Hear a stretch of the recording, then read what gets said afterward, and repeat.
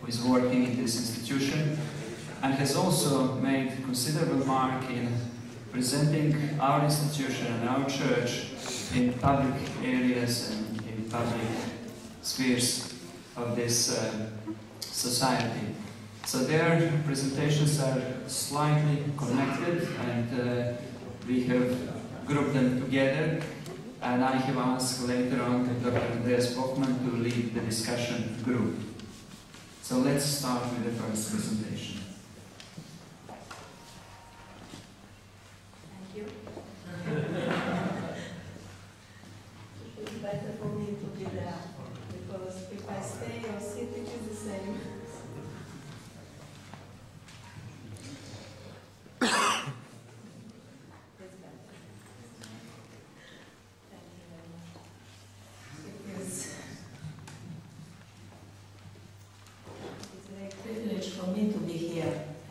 First time in my life to have such a theologian, professor from theology, and my colleague also, and I'm very happy to have this opportunity to talk, and I'm very excited, you must know that. And first of that, I like to say something about me and about my work, and after that my presentation. I have two of them. I hope you will receive one. It is about image of God. And my work is empirical research, so it will be good for you to see how somebody who deals with just with researchers, how it is with results. First, you can help me and go by slide now.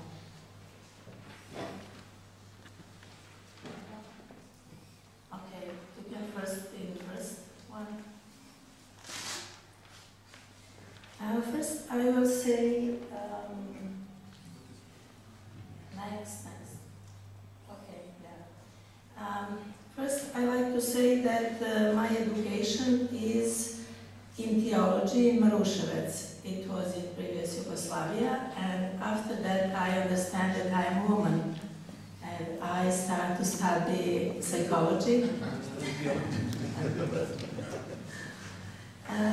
I study psychology with, and my colleague now, I don't know then, is Boris Tadić, president of Serbia. We study psychology, we are the same generation. And now, after that, I married for a pastor, and as a pastor wife, I do my MA in Zagreb, in medical faculty. It is social psychiatry. And after that, I do my PhD in Belgrade faculty of philosophy. And my PhD is a comparison with Adventist, Orthodox, and atheistic society in this part of world in Yugoslavia. And I published my book 10 years before. It is Religion, Family, and Youth, and all is about Adventist, how we believe and how we behave.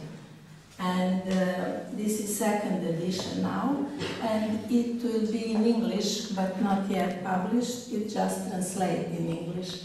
I think that it is.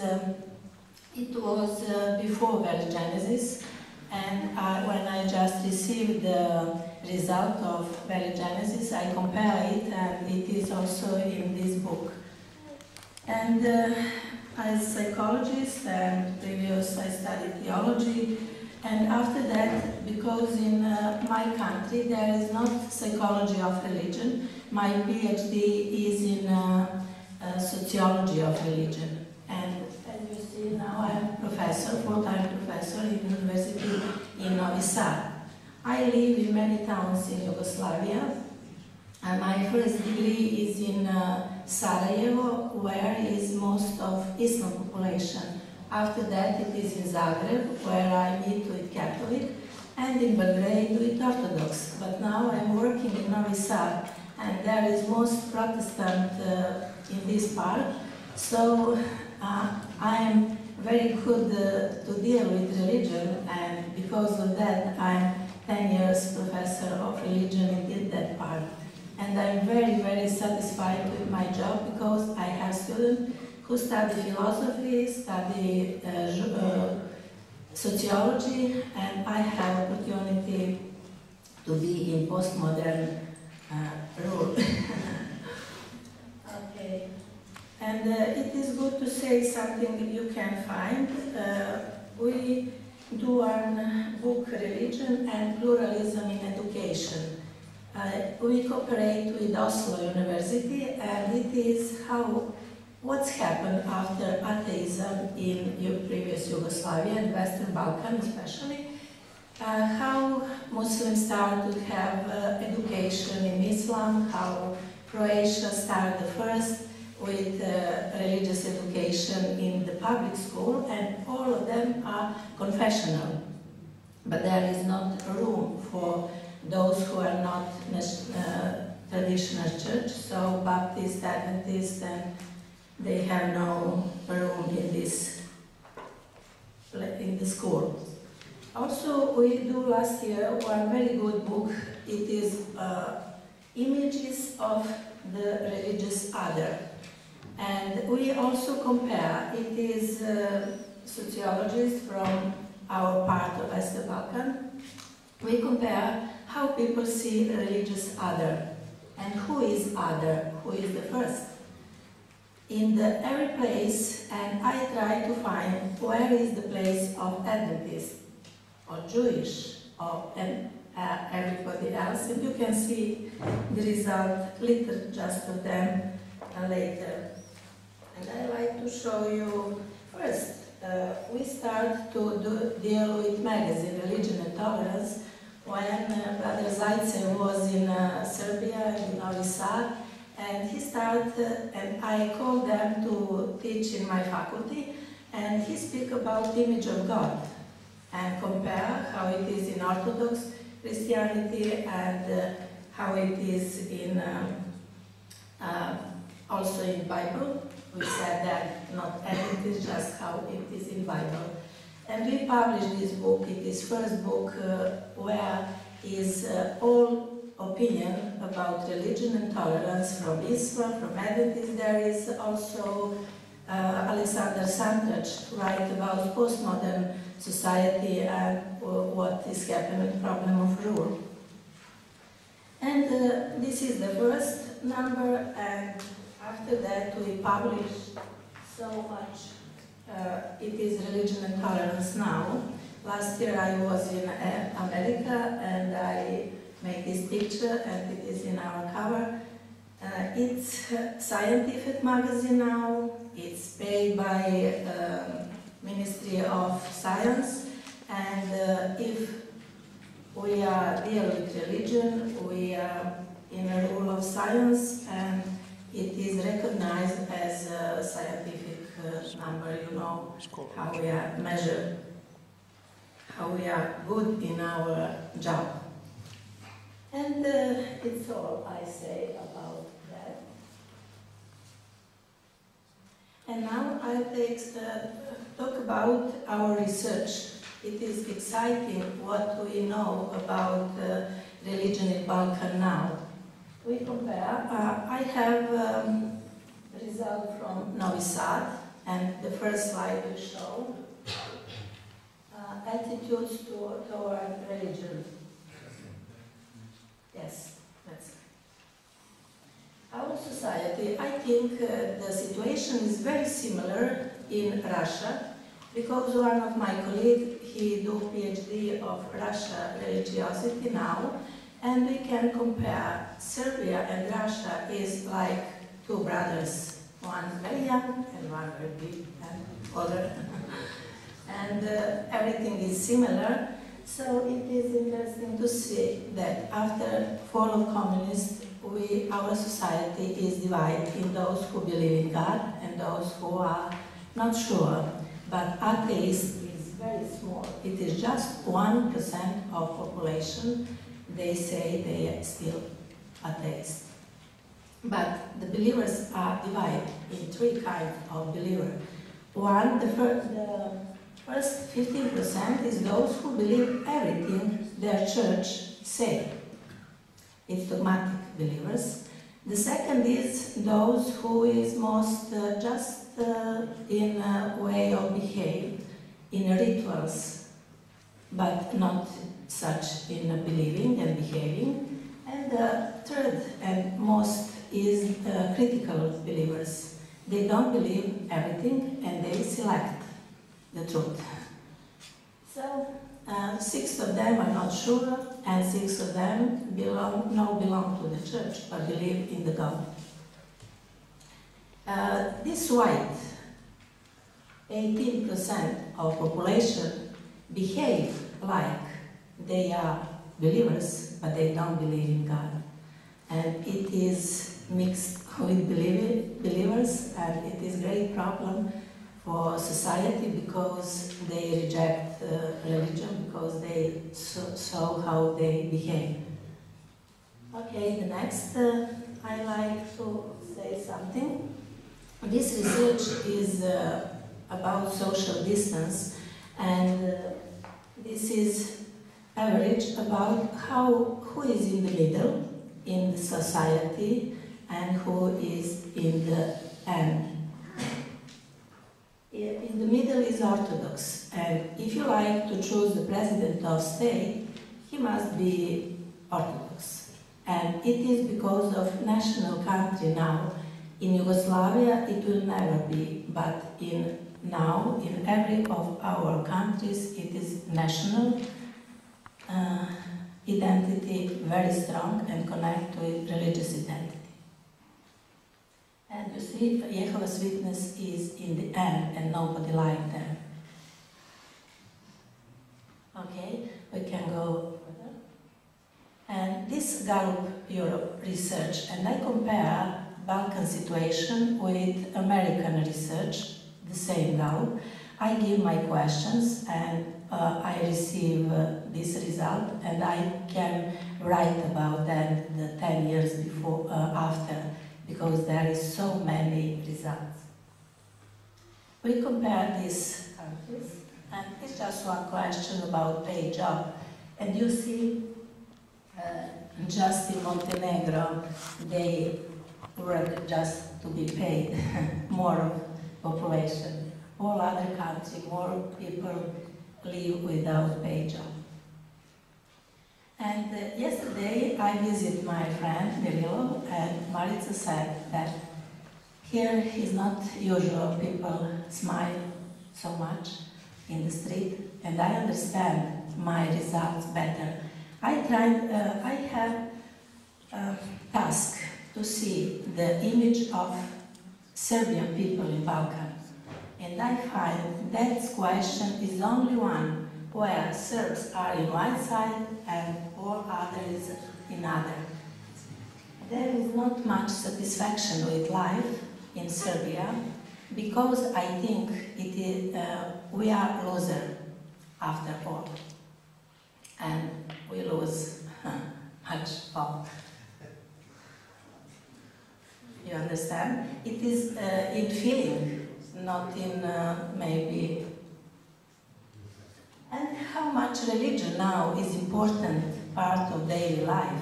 As you see, just Albania and Bulgaria is in different parts. More population are not sure in religion, and you'll see, we try to find why is that. How much of our population? This research done approximately in a 10,000 population sample, and half of them, 5,000 are women and male. And you see how often they pray. Never, and only it is in a critical situation. People don't like much to pray to God, and you say, how often they read the Holy Scripture. It's also include Muslim and Christian, but never, nearly half of population never read Holy Scripture. Okay. can talk about all of this slide now. Maybe to see the first of them and then go. It's last, and we just can talk about people believe that God exists. And I must say that Muslim is most connected with own religion. And if we ask them, is your religion the only truth in this world? Or there is some religion like yours and yours is not only? And the third part is my religion just is one way connect with truth. And Islamic people are just in this traditional way. 44% of them believe that their religion is only one truth. But the second is, what do you think? Who is the second? Catholic, Orthodox, Protestant? It's Roman Catholic. 35% of them believe that their religion is only one truth. And then is 25 for Orthodox, and then is Protestant. They believe that 44% of them believe that their religion is just only one truth among other truths, and it is not different. And because of that, Protestantism is in the role of postmodern society, and Islam is in opposite side. They are in traditional, and they believe in no religion, they have no doubt, no critical. And because of that, I think it is tension in these two kind of society. Also in Balkan is, we two are very connected so often. And a question which I like and I have, it is about the image of God. Which kind of God believe Muslim, which kind is in Catholic population, which is in Orthodox, and what is connected with Bible. And I write about that. This is 10, 15 years I'm writing and I'm thinking. And you see in American research, we find, and in theoretical model, we find 4 types of gods. In type A is God who is authoritarian one. And 31 of the Americans population believe that God is authoritarian. The second is helping God, and there is 23% believe that God is helping and loving, and we believe in that, him because of that. And type C is a distant God, and 16% in America believe in distant God. And in the end, there is, but we have 2 kinds of God. And in our research, we find that half of population believe that God is strong, authoritarian, and punishing God, and the other God is loving, kind, and kind. And it is very good for us to see how it is not the same in different parts of Balkan. And we find that Bulgaria and Albania is most connected with believing that God is punishing God. You see, 77% believe that God is severe and punishing. But in Sarajevo, where is Muslim population, they believe that God is love. It is paradox. You can see, and also why there is so much differences between Bosnian Muslim and Albanian Muslim. It's the same religion, Islam. And we can discuss about that and try to find really what is happening. And we can see now another, you can go. What's happened with those? It's question how normally you attend the religious service. And you can see that those who believe that God is love, they more go in the church and in mosque also. And it is better for religion and for church to teach about God as a love. And also we find something that you see there how much you believe in your God. People who believe in God, and we divide how you understand that God is, and you find that those who believe that God is love, kind, and loving, they more believe in God. And God of atheistic people is God who is punished. And because of that, more of Bulgarian and Albanian people believe that God is punishing, and it is not safe to be near them, so they reject the church also and the religion. And in this part of religion and believers who believe that God is loving, they go more to the church, they believe in God, and they are similar to our God. And I think that it is good for all who study theology to know this result, because we have not, we don't know what we can receive about that.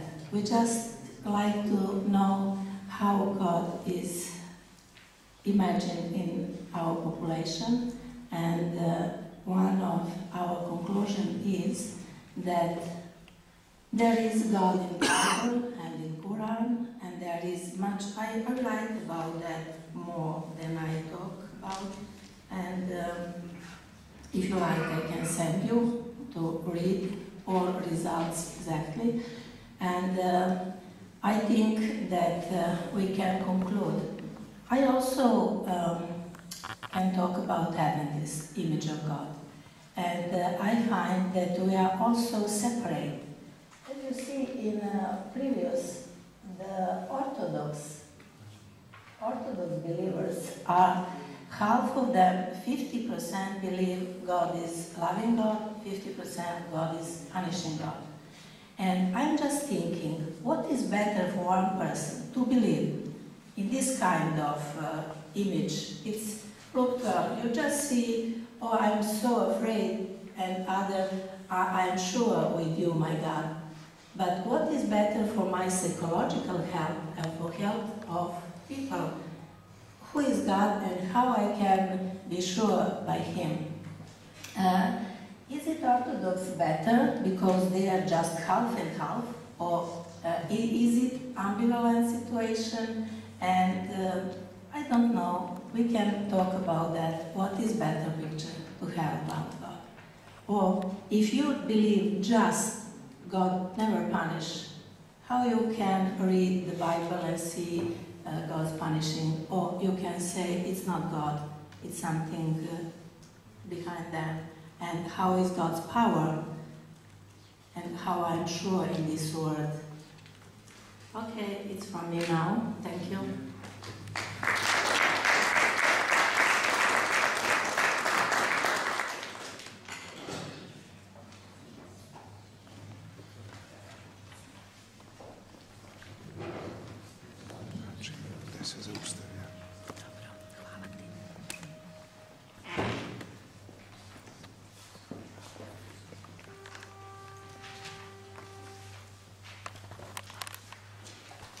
It's a privilege for me to make my presentation in one section with Dr. Zorica Kuburić. First of all, because she is the only lady in our group who is actively participating.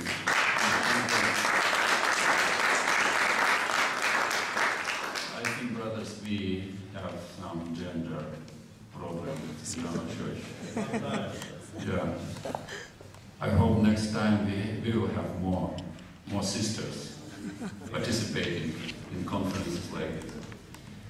And the second reason why it's a privilege for me to be in one section with Zorica, You probably noticed how many degrees in different areas she has.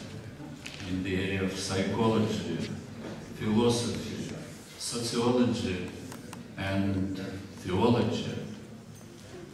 And I still remember my visit to University of NOVI SAD, where I had a lecture to philosophy students on the image of God.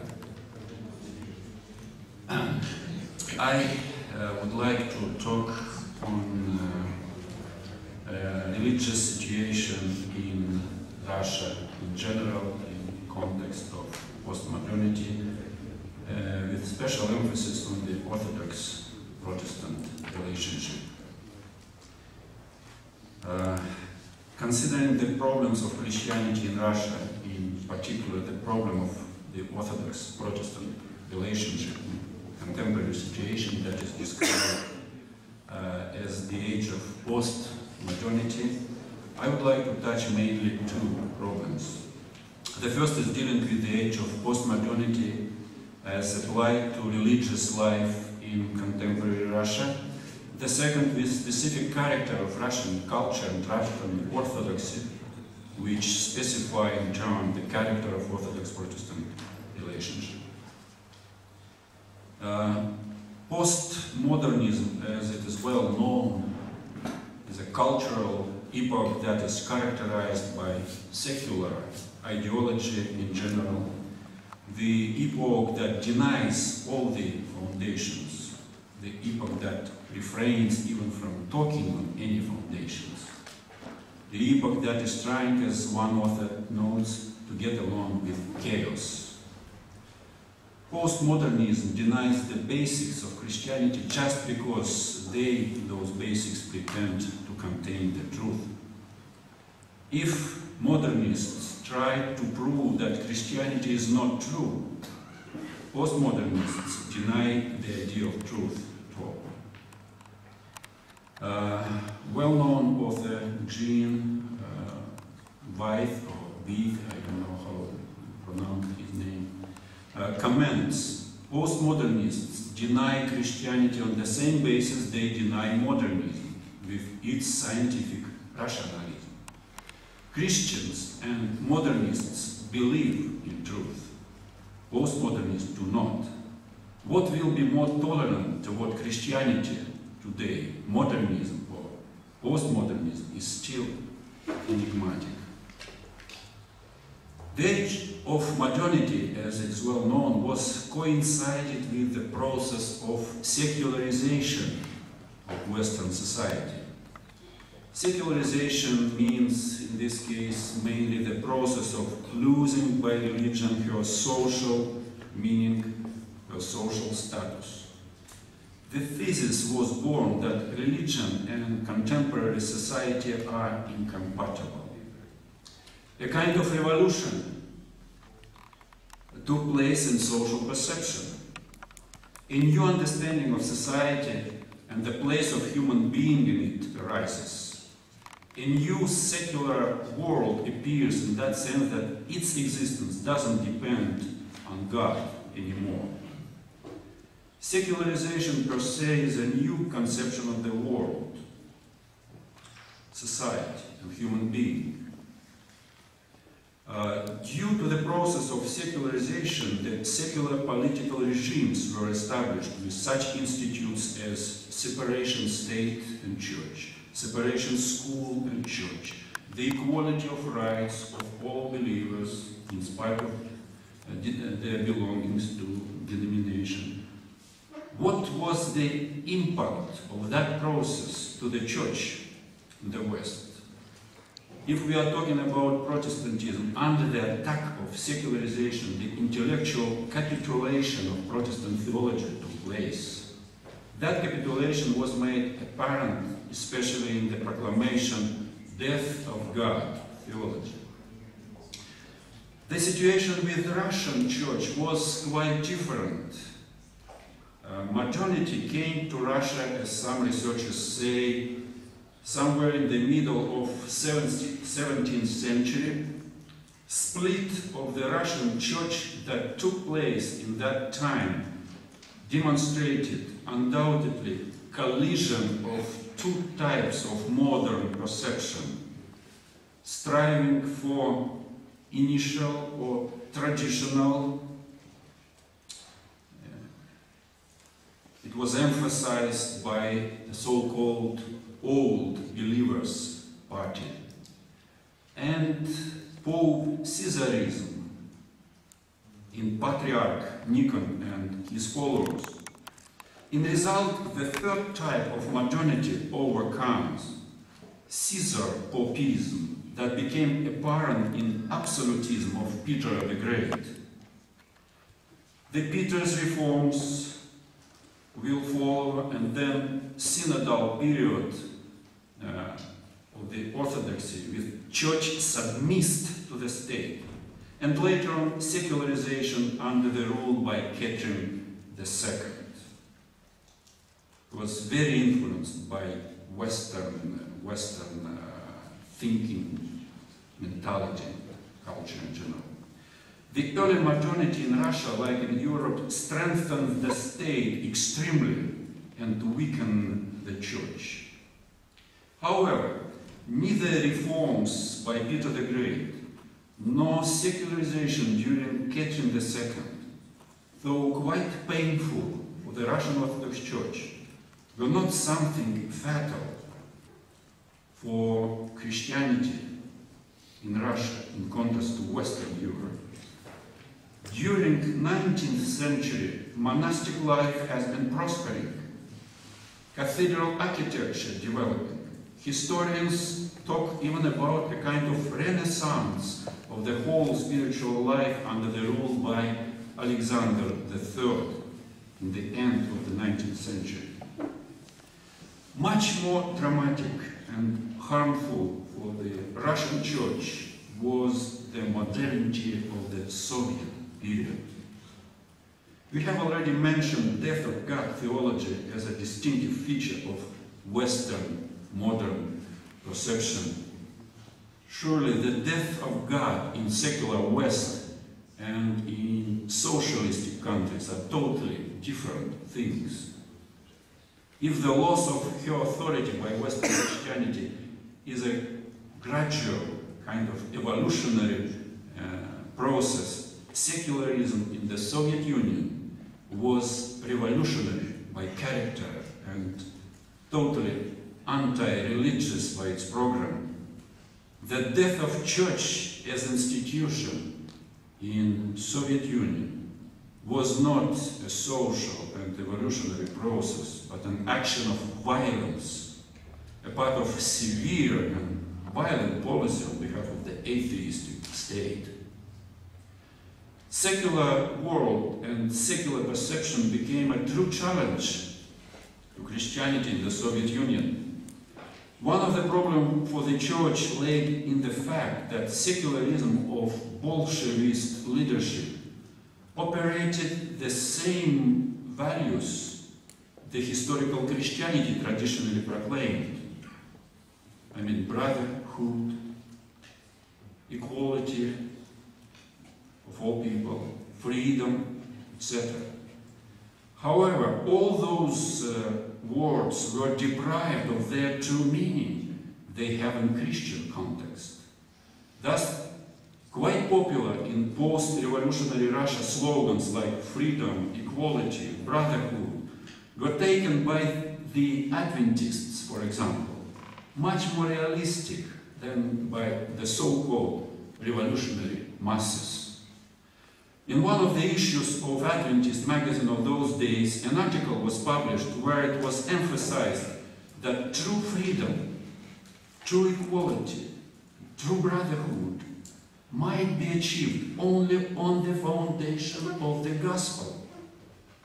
The only way to freedom is not the way of revolution and violence, but the way of fulfilling in someone's life divine commandments, the way of trust to Christ and the Son of God and Savior. The equality might be reached only by the way of humbling himself and service to the others. Finally, true brotherhood might be found only among the family of God's people who have the true Heavenly Father. It was emphasized that in that leading article that what was considered to be accomplished very easily, in reality, means without God, it's totally impossible to accomplish. This experiment with violent secularization in the former USSR failed, praise the Lord.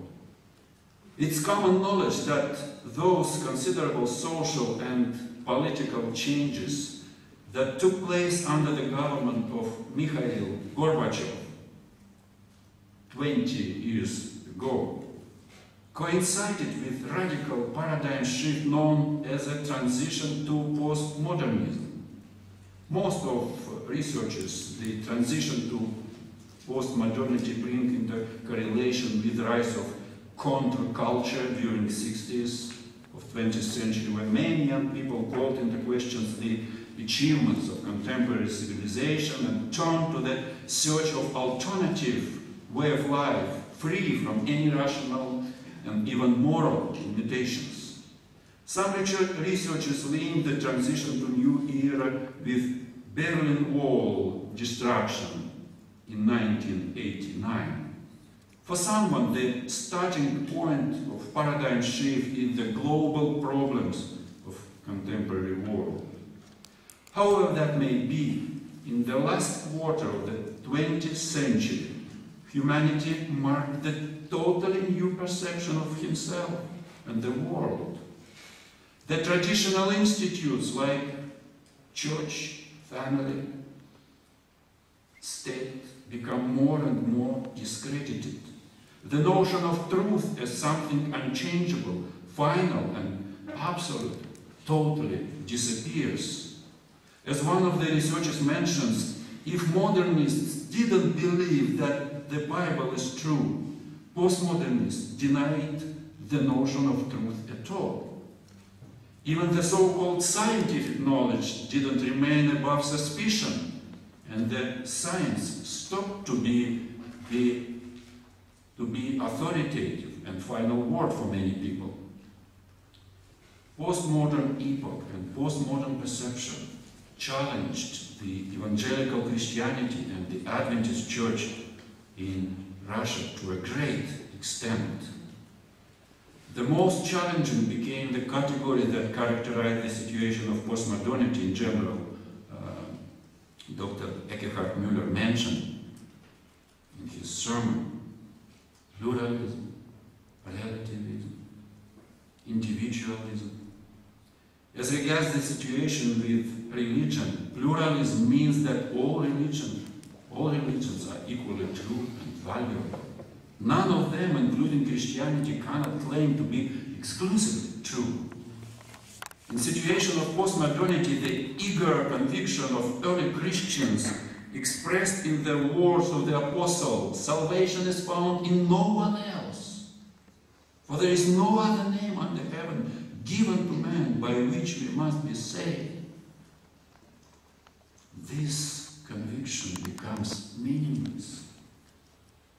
The highest virtue in pluralistic thinking is tolerance in religious issues. But at the same time, this pluralistic, tolerant society intolerant to those who tries to pretend for having the truth. Given this brief description of postmodern situation in general, I would like to draw attention to one of the quite paradoxical things. In spite of the secular character of postmodern epoch in general, a kind of religious revival takes place today. Some researchers even talk about desecularization of the society, or about post-secular epoch.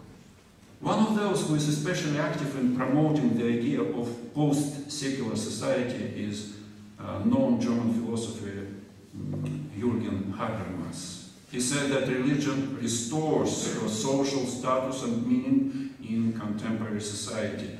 He thinks that dependence of many secular states on religion is getting more and more obvious.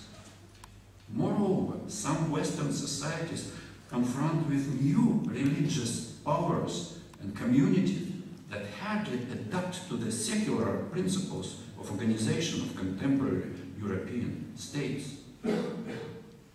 Habermas says that in today's situation it's necessary once again to go back to religion, to those religious values which help people to realize their need in each other and which direct them to mutual understanding and service to each other. Habermas not only calls to respectful attitude toward religion and toward religious people, he calls also to learn something from them. Secularization must be considered, according to Habermas, as a twofold and complementary process of learning from each other.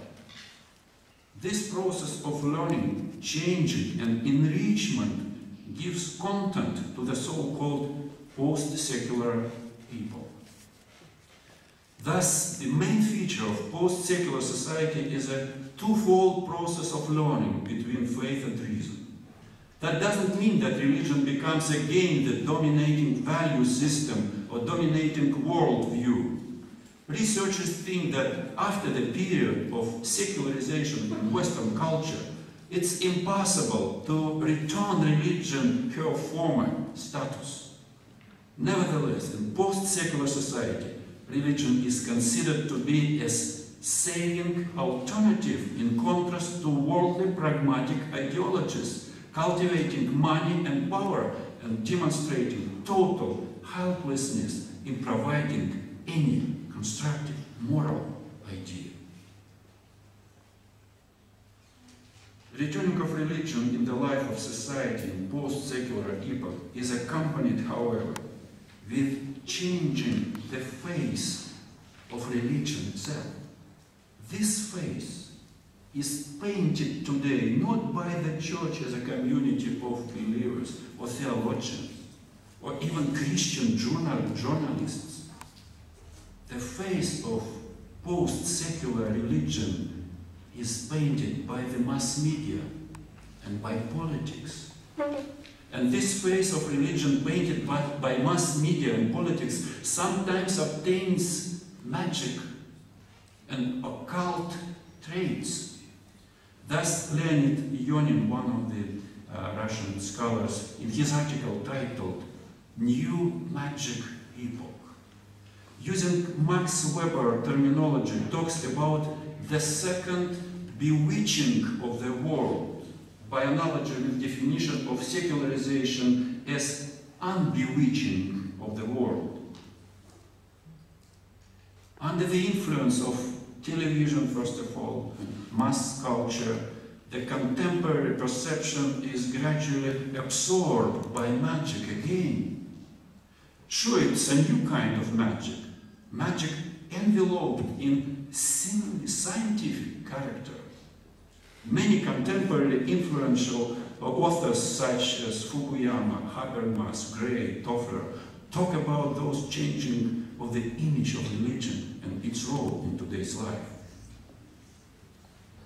Due to the fact that religious factor becomes more and more determinant in contemporary life, I would like to mention that negative influence that is made by new paganism to contemporary religious life in Russia. Propagation and circulation of astrological prognosis becomes widespread even among the so-called intellectual people. Every morning on national TV channel, you will hear the astrological prognosis. Many Russian people, having no solid guiding lines of religious or scientific rational character, Many Russian people are easily tempted today with astrological prognosis and listen to astrologers and horoscope rather than the Bible or even the science. Astrology is the most authoritative among those who are considered to be undetermined in his or her worldview. I mean those who are not pure atheists or Christians or pagans. We are talking about those who, due to the absence of solid world outlook position, omnivorously absorb any information of questionable nature and quasi-religious, quasi-scientific in its character. Unfortunately, most of the population of Russia today are in that camp. So, in the beginning of the 21st century, the world almost buried religion and even God himself experiences the institutional, social, cultural, and axiological returning of religion to social life. In most of the post-Soviet countries, in the countries of former socialistic camp, even in some countries of so-called old democracy, this process is characterized not only by desecularization of social life, but by desecularization of national ideology itself. In many countries, the process of restitution is parallel. Religion is paralleled with recognition of special status of religion, with some preferences in the area of religious or even educational activities, some preferences in the area of taxation. Religious values of preferred religion, in Russia it is the Russian Orthodox Church, become integral part of national ideology. Control from the Orthodox Church in the area of education becomes stronger and stronger. It's clear seen especially in the area of religious education in Russia today. The last tendency allows us to say on growing danger of instrumentalism in regards of religious education, submitting of that component of school education to those purposes that are not linked directly with the task of developing and forming the student personality, but that are dictated by the interest of the state. That danger might be realized in soft form as a growing ideologizing and politicalization of religious matters and issues. At the same time, it might take more serious and dramatic forms, including some forms of abusing the religiosity of the students in non-pedagogical purposes. For example, the task of strengthening of cultural identity of the students might be turned in the context of religious education to the tool of cultivating xenophobia, or to the factor of dividing students on the basis of belonging to religion. Due to the preferences given to one religion, the tension between the so-called traditional and non-traditional religions become more intense. Moreover, the state, based on pragmatic interests and confronted with global problems, more and more gives preference to local religious traditions. And this is a real challenge to the contemporary evangelical Christianity on the territory of Russia, including the Seventh-day Adventist Church, that always considered to be foreign for Russian culture. All those issues are intensively discussed in Russia today. It must be concluded, however, that secularism changed the perception of modern society so significantly that only with major reservation we may talk about the beginning of post-secular epoch or any desecularization. Even in Russia, in spite of all the dramatic changes during 90th, when we witness tremendous interest toward religion, even Russia cannot be considered as an example of successful desecularization. Contemporary Russian society, if we are talking about secularization, doesn't differ from any European society.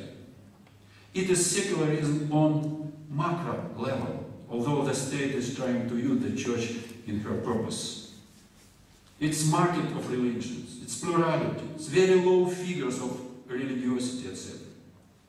It's important to note that in contrast to the West, where the project of modernity has been successfully completed, radically changed the society, modernity in Russia has unaccomplished character.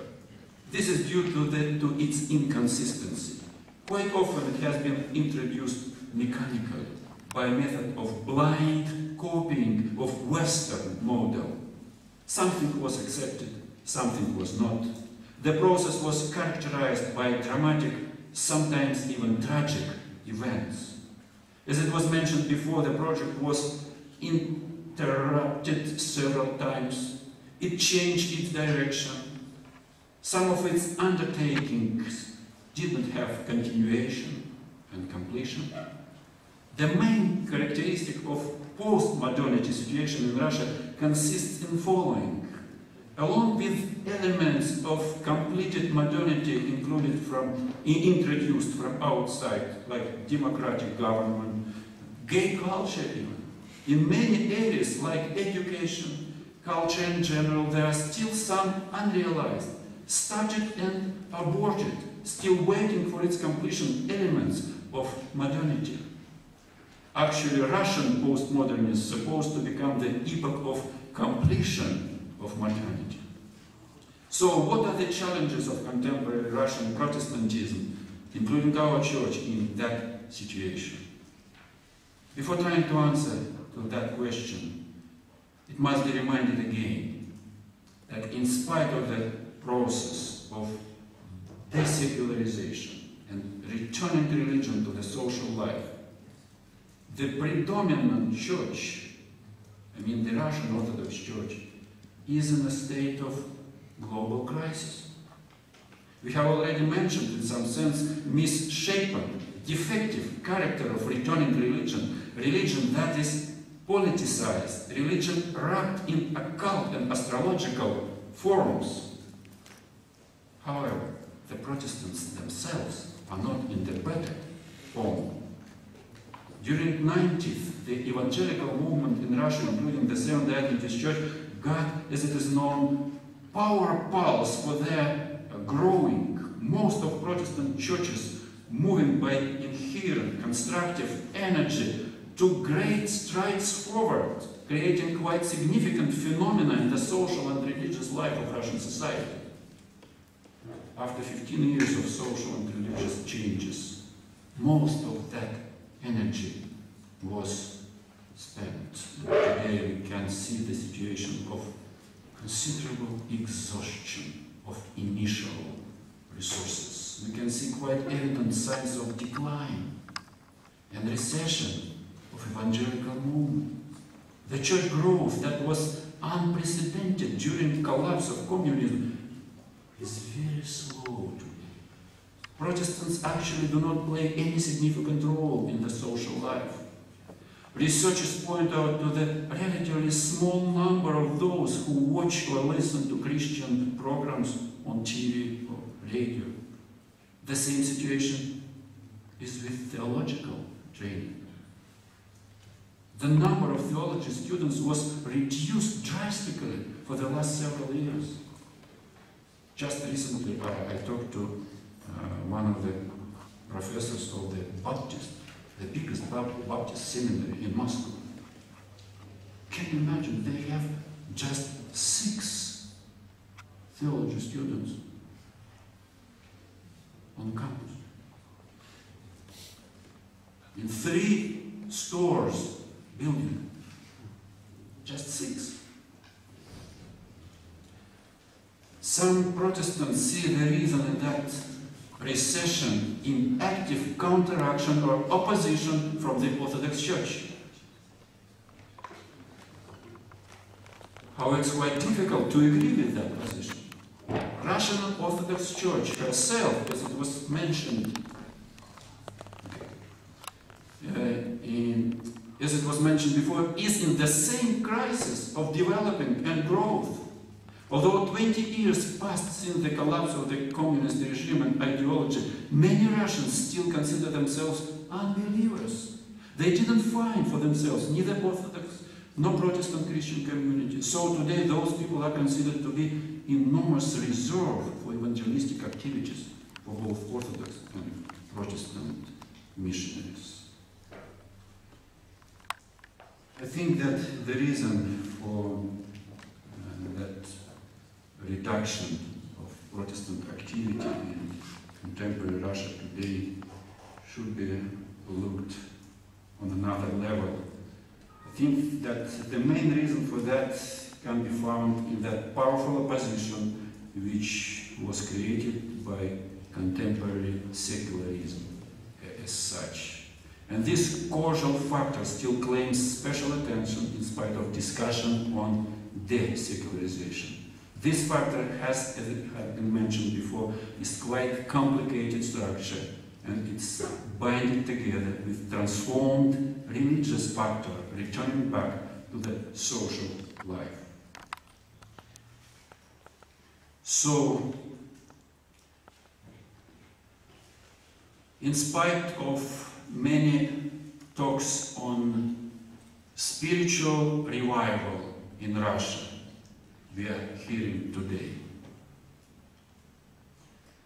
I should admit that under that revival or rebirth is understood the revival of culture, of tradition, not of religion, of true Christianity.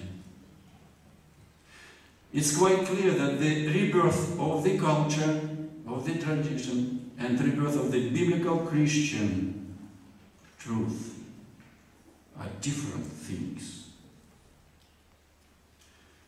Russian Protestants should remember that in situation of post-secularism, not only traditional forms of Christian spirituality will be strengthened, but very different religious movements, sometimes very strange, from pagan to the newest sectarians, will be spread and expand. Therefore, life for Protestants and for us Adventists in so-called post-secular society will be not easier than in secular, and our relationship with Orthodoxy will become more complex and tense.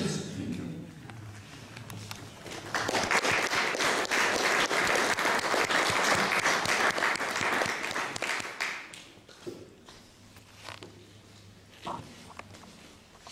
Okay, I've just been informed we've got 10 minutes. Yes, I will do. Postmodernism is ahistorical.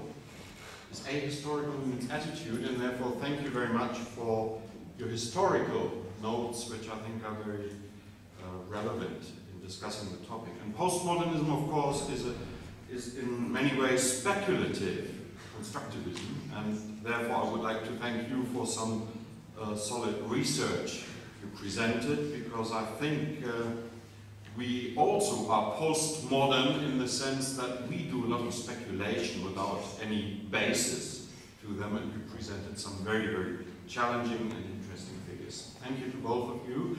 And we have got a little bit of time to ask questions, to discuss, to contradict, whatever. We are starting right there. Thank you. Yes, I really appreciate both of these presentations. They're sort of twin presentations, in different areas of our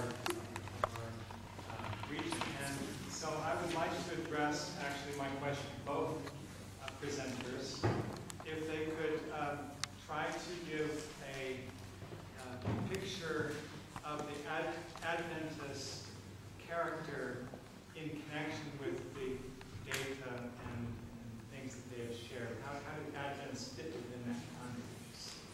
So could I specify this just a little bit? I'm very curious. You talked about the image of God, You talked about various groups, but you didn't tell us any figures about the Adventists. Where do they fit in?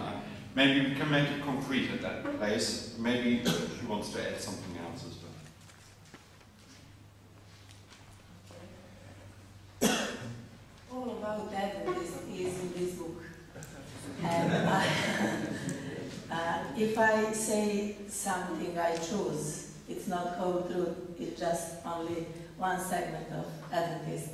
And what you like to know about Adventist and about image of God, about the differences Adventist and Orthodox, or Adventist and atheistic society. And I research Adventist family, and I compare how live Adventists in hope. It's not divorce family, it's not mixed family, it's just complete Adventist family. And I have 40 preachers and those family, and you can see preacher's family, how its leader, the preacher's wife, is the most important person in the family and in the church because of very strict expectation from own child, how they must behave.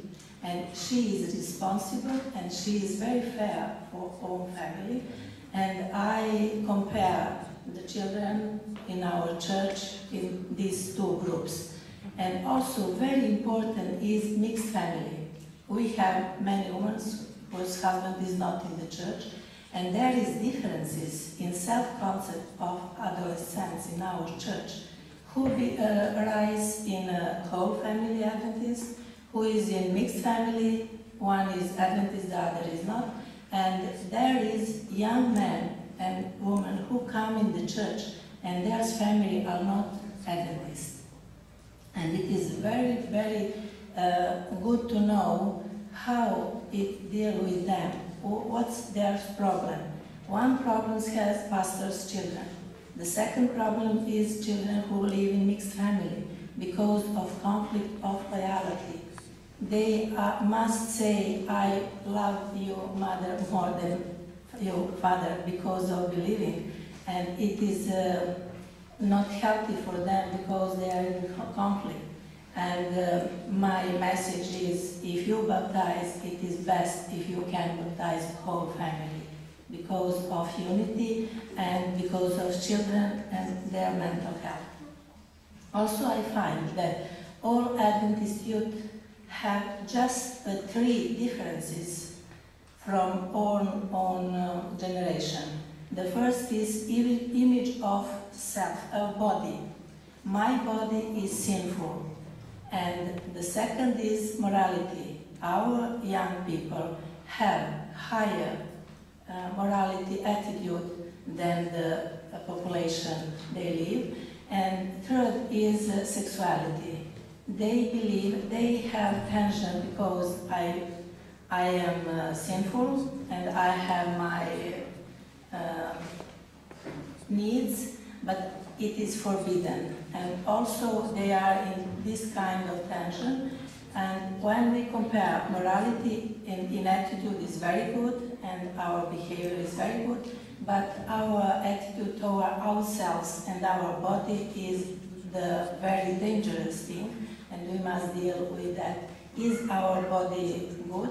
Because we learn that we must eat good, live long, and our lifestyle, but inside ourselves we are not showing that, and we punish ourselves in another way. Thank you very much. Just to make it very poignant for discussion that we may continue later on, it sounds like you're saying we have a good theology, but bad outcomes from that theology. Not bad. No, this was overstating it, of course, but if you talk of the inattention, you obviously say this is not healthy. We are under this constant pressure. How about Russia? I would like the researchers Zorica is involved in would make here in Russia, in the Seventh-day Adventist Church in Russia. Unfortunately, we do not have the, I would say, scientific kind information regarding our church in Russia. theology, we don't know ourselves. We don't make any researches. So I don't know the character of contemporary Russian Adventism. So it's a challenge for the church in our division to start to study ourselves in order to answer, to meet the challenges of postmodernity. We need to know ourselves. Otherwise, we will be lost in this plurality and relativism of ideas, etc. To keep our identity, to keep the sense of mission, we need to study ourselves. We need to know what is going on inside the church.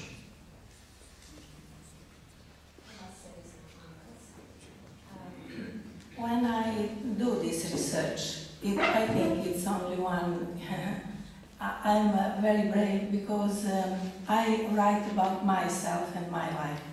It's my whole life I put in this book, you know.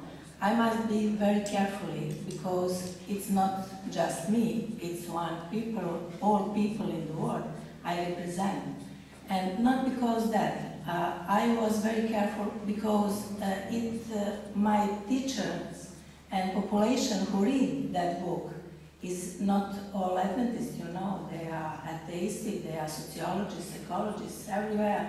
And I must have good methodology. And I am very responsible what I wrote.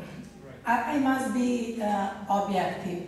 I can't say we are ideal. I say we are such as we are. And it is first good for us to see in a mirror who we are and what is good for us. And I go in a conference, World Conference for Scientific Research of Religion, and I present my research. I meet Roger Dudley, you know them? And I was so happy to meet them. He listened my research, I listen his, he write about why our young people reject the church and go, you know why. And exactly what's happened in his research before, it's same to me, it's happened to me 10 years after. And he said me that 10 years after, church called them to do research again by the church. First was by himself. And it's happened also to me. 10 years after, I have opportunity to research what's happened with young people in church now. It's last year, this year. And the president of conference said me, please, no publish that. It's just for me. And I give them that. And nobody knows what's. And I have one good text also about what young people say to preacher. It's for all religion, and I don't publish it yet. It's 3 years waiting. I don't know is it good to publish or not, but when I was in Mostar, in Sarajevo also, some Muslim imam said, please give us, we like to know what our young people thinks about us. Why not publish? Thank you very much. I wanted just to say that, in fact, if we want to work on the truth, we have to start discovering which is the real truth of the situation of our young people, of our church. And I think this is extremely useful what you are doing. In the One Division, together with the Trans-European Division, we have done valiogenesis very recently. We are now working on the results. If you decide to do a kind of valiogenesis for your division, I'm sure that the team, there's Monet here, some of the people in Newbold, Manuela Casti, can certainly help you to use the same tools, probably without to pay us so very expensive money, but you may find ways to adapt the very important research done for valiogenesis Europe for your case. It will probably certainly be very useful. We have to have the courage to face the truth of our situation. Thank you very much. I like to hear this from the division officer. We have to face the truth. And I appreciate that we as Adventists do a lot of research. Sometimes I'm concerned what we conclude from the research once we have done it, you know, whether we can publish it and what we do with the published results. And maybe, if I don't see any hands at the moment, I would like to ask one question myself. You talked about the correlation between church attendance on the one hand and an idea, an image of God, that God is love. There's a positive correlation, if I understood you correctly. Now, those of you who do research in the empirical realm will know that correlations don't say anything about causality. We don't know which is causing which. Do you have any idea, though? Is there any positive impact, say, through our preaching on the image of God, or is it the other way around, that those who believe in a loving God happen to go to church and those who don't stay away from church? What we talk about God, it also can be in survey. We can do analysis of these messages, but the preachers always do good things. But family, we have two kinds of messages. One is what I am talking. The second is how I am behaving. And in family, if father is strong and punish too much children, and they are not sure how to feel before them, this message is how God is also. Family first preach about God, and after that preach in the church. And there is many children who rise in a very severe family, and I research in this gallup that 33% in our population of children have no good childhood and very punishing family and father. And they long to understand and receive God who is loving God. And this is good to have a good preacher also for them. And it is very difficult because they understand God is loving God, but in my heart I'm still afraid of them. And there is double messages. In one side you say God is loving God, in the other say you behave in the different kind, and you say power is strong. Not power who protect, but power who punish. And because of that, in emotional, we are not sure if we know our knowledge is okay. Well, thank you. It's kind of humbling to know that our preaching is only second in impact. But maybe this can refocus our attention to the area you're interested in, family. I appreciate that very much. I think we need to focus there. There was another question, please, and that will be two questions. Oh, what? Yeah, please. It's just reaction to Zorica's presentation. I think in the West, in the secular countries, we are lamenting over the fact that everybody is secular. And there are no candidates that we can address. In these Orthodox countries now, we are lamenting everybody is following the Orthodox. I think we should not lament. My experience is we are looking for the searchers of those who are really hungry for the spiritual things. And in each country, there are those people who want really, they are looking for true spirituality. And they are everywhere. Only we have to have the right approach, and we have to dare to have courage to go out and to present the message. And if we continue just lamenting that it is not possible, and I don't think it is the good thing for the church. We said two things. We shouldn't lament too much. I think this is agreed upon by our two presenters. We said something about going out. And so I'll take this as a final word before we go out into the break.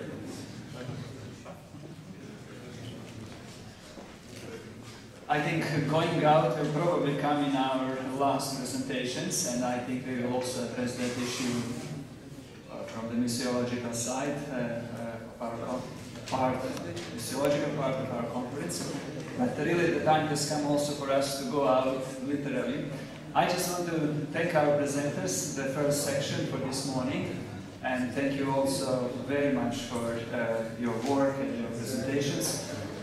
Concerning the finances, the issue is as follows. You can pay it today, and we have the finance people here, or if you want to pay as a group through the school institution, that is also an option, I was told from our people here. So let's go now out quickly and take a collective photo so that we can remember this event here in Russia. We can just go quickly outside in front of the building and we will capture the picture and then come back here at 11:30 for the next presentations. Thank you.